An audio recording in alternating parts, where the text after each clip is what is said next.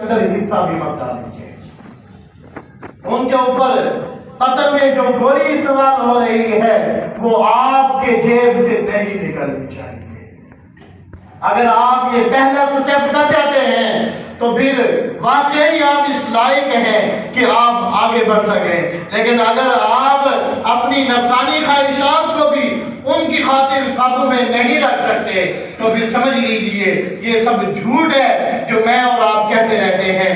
جو آپ social media پہ میں اور آپ یہ کہتے ہیں کہ جی تباہ کر دے یا اللہ ان کو تباہ کر دے. اللہ تبارک و تعالیٰ فرماتا ہے نہیں. یہ جو ہم دعائیں کرتے ہیں یا اللہ اسرائیل کو تباہ کر دے, یا اللہ کوئی ابابیل بھیج دے, یا اللہ کوئی صلاح الدین بھیج دے, یا اللہ کوئی عمر بن خطاب بھیج دے, یہ ہمارے منافق ہونے کی نشانی ہے. اتنے 14 ارب ہو کے بھی ابھی صلاح الدین وہ آسمان سے اترے گا؟ میں کیوں نہیں بنتا؟ میں کیوں نہیں اٹھتا؟ میں کیوں نہیں سوچتا؟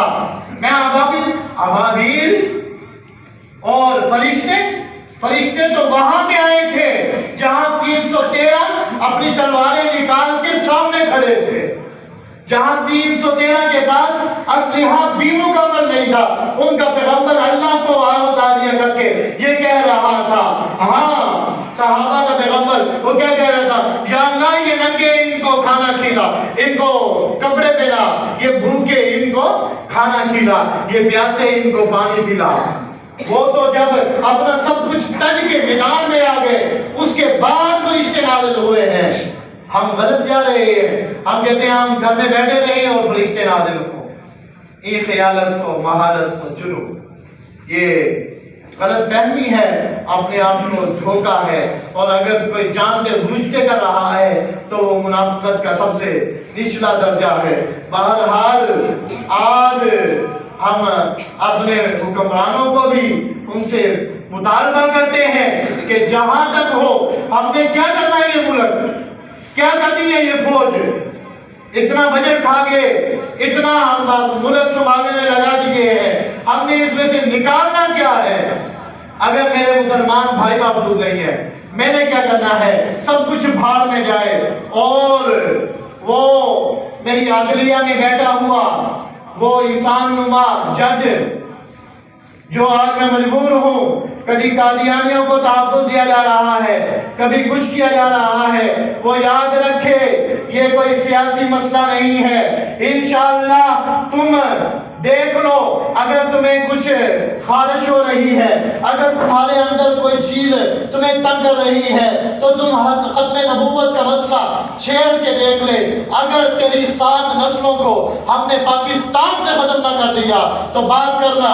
یہ پاکستان کے مسلمان یہ جانتے ہیں, ختم نبوت کے پہلا دینا بھی جانتے ہیں, انہوں نے پہلے بھی قربانیاں دی ہیں. ہم اپنے بچوں کو بھی تیار کریں گے, ہم خود بھی تیار ہیں, ہمارے 60-70 سال کے بزرگ بھی تیار ہیں. اگر ختم نبوت کی طرف میری آنکھ سے دیکھا جائے گا تو ہم قاضی کو اس کی اوقات یاد دلائیں گے. ہم اس کے ہر فیصلے کو جوتے کی نوک پہ رکھتے ہیں.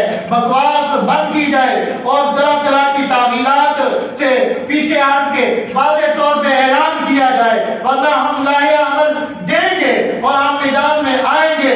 اس کے لیے واللہ العظیم قرآن میں ہاتھ میں پکڑ کے کہتا ہوں, آج ابھی اسی وقت قربان ہونے کے لیے تیار ہے اور سب تیار ہے, کوئی بھی اس سے پیچھے نہیں ہٹے گا. اگر آپ اپنی بدماشی سے بات نہیں آئیں گے اور ان کا ساتھ دینے سے پیچھے نہیں ہٹیں گے. مجھے پتا ہے یہ ایک دن کا واقعہ نہیں ہے, یہ سوچی سمجھی سازش کے تحت ہو رہا ہے. کوئی بات نہیں, ادھر آ ستم کر, ہنر آزمائے, تو دل آزما, ہم جگر آزمائے, ہم آزمائیں گے, سب کچھ آزمائیں گے انشاءاللہ. ہم وہ لوگ نہیں ہیں معذرت کے ساتھ سیاسی لوگ جو بیٹھے ہوئے ہیں، کسی کے ساتھ بھی کوئی بھی ہے، میں اس کی طرف نہیں جاتا. ہم وہ لوگ نہیں ہیں جو باہر نکل کے روتے ہوئے پریس کانفرنس کریں گے. ہم انشاءاللہ تمہیں اندر بھی شکست دیں گے، باہر بھی شکست دیں گے. اگر مقابلے کا شوق ہے تو سامنے آؤ، انشاءاللہ بتائیں گے. ختم نبوت کے اس قانون کو یہ ایسے ہی پاس نہیں ہوا.